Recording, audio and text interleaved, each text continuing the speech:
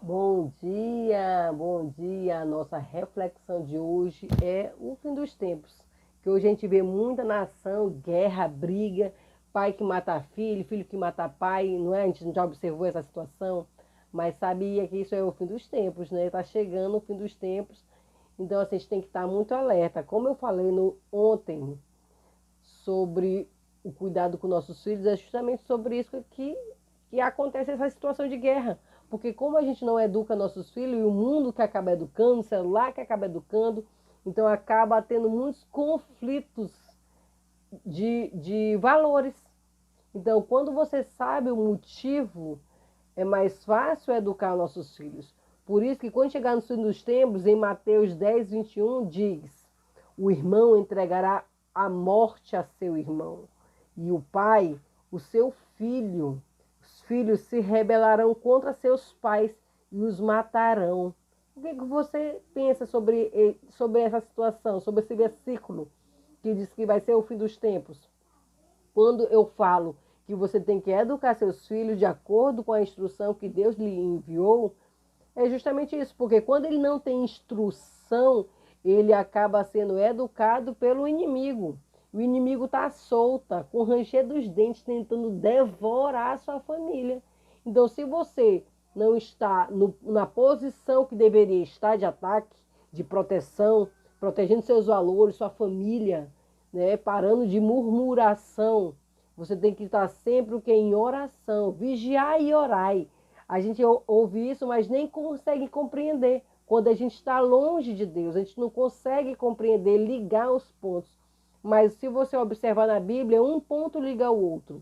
Então, quando a gente observa que os filhos se rebelarão contra os pais, matarão irmãos, matarão o pai, isso significa o quê? Que eles falta instrução, falta o amor próprio, falta o respeito mútuo. Isso acontece pelo quê? Pela falta de direcionamento, que é o que tanto a gente precisa hoje. E o que acontece? O próprio celular fica ensinando nossos filhos o dia a dia, porque a gente deixa nossos filhos quase 24 horas no celular.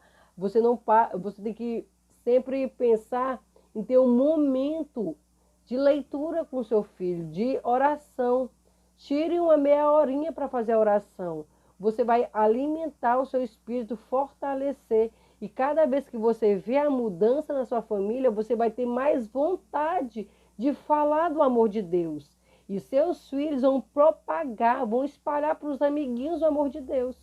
Quantas vezes a gente já ouviu falar assim, do bullying, né? Que a criança quatro olhos, criança feia, desdentada, não sei o quê, né? Afetando o outro. Só que se o amiguinho perceber que a outra criancinha ela é imagem e semelhança de Deus, o bullying acaba acessando ali, porque ele tem aquele entendimento.